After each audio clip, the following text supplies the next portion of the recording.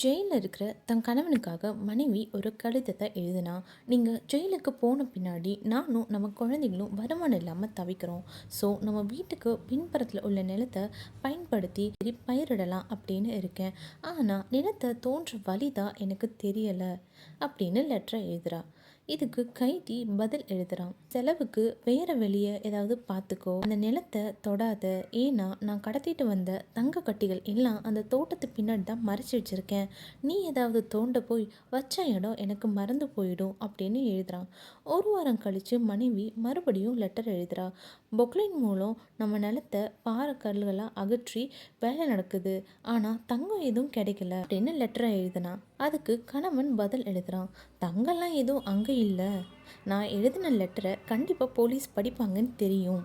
அப்போது தங்கத்தை தோண்ட வரேன்னு சொல்லி கண்டிப்பாக நிலத்தை நமக்கு சீராக்கி வைப்பாங்கன்னு தெரியும். உனக்கு உதவியாக இருக்குன்னு தான் நான் இதை செஞ்சேன். அங்கே புதையலும் இல்லை, ஒன்றும் இல்லை. இப்போ நீ தோட்டத்தை பயிரிடு அப்படின்னு சொன்னாங்களாம். புத்திசாலி எங்கே இருந்தாலும் புத்திசாலியாக தான் இருப்பாங்க. அதுதான் பிரசங்கி 9:18 சொல்லியிருக்கு. ஆயுதங்களை பார்க்கிலும் ஞானமே நலம். ஆமே.